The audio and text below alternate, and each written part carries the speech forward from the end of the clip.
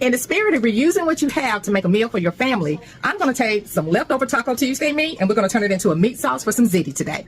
Other things I already had, we've got leftover pico that's going to go in there in place of my tomatoes and onions. I already had some bell pepper that we're going to cut up in there, some leftover ragu spaghetti sauce. And so all I had to buy today was my extra ziti noodle. This whole box is 98 cents. And then I had to get my cheeses to go on top. These were like $2 a bag, Walmart brand. And then some ricotta cheese that we're going to mix up and go in there as well. I like to make my ziti like I do my lasagna with a little cheese in the middle. With a little olive oil in the pan to go ahead and cook up our peppers and onions that we're going to add, and our garlic that we're going to add to the sauce. A little of our seasoning blend, our peppers and onion mix in here. More bell pepper, because I like the taste of it in my sauce.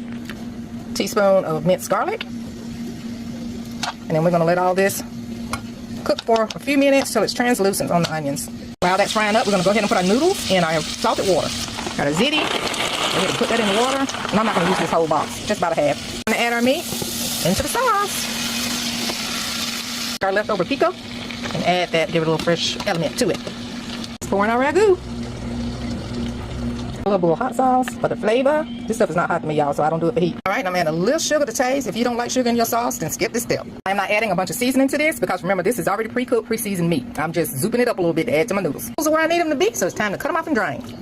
Go ahead and pour that sauce over those noodles. Ooh, that's hot. If you didn't want it baked with all that cheese and goodness, you could stop right here and just have you some noodles and meat, but I'm about to put it in my pan and layer it up. Using half of this container of ricotta cheese and a little body of complete and some Italian seasoning. And give it a good stir. We're going to take half of our ziti mixture and then layer this at the bottom of the pan. We take our ricotta cheese mixture and then we're just going to spread this across this layer as best you can. Alright, and now you're going to go ahead and take the rest of your ziti mixture and finish on top. You can add whatever cheese you like. I'm starting just slicing me up a little Gouda in here. These are the slices. They did not have it shredded already. Some Fiesta blend cheese. Going in with that Fiesta blend. But you can use whatever cheese you like. If you like mozzarella or whatever else, use it. And Parmesan cheese. I use the Fiesta blend because that's what I had left over from our tacos on Tuesday. Remember, we're using what we've got in our fridge already, but you can use whatever cheeses you like. I don't have mozzarella, so I'm not using it.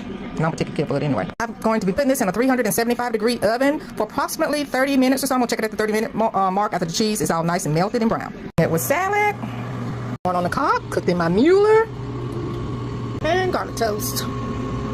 Cheese out of the oven. Cheese all nice and melted across the top, and it smells delicious. Let's dig in, because your girl is hungry. That's how we're looking, y'all. Doesn't it look good? This is what our plate is looking like today, y'all.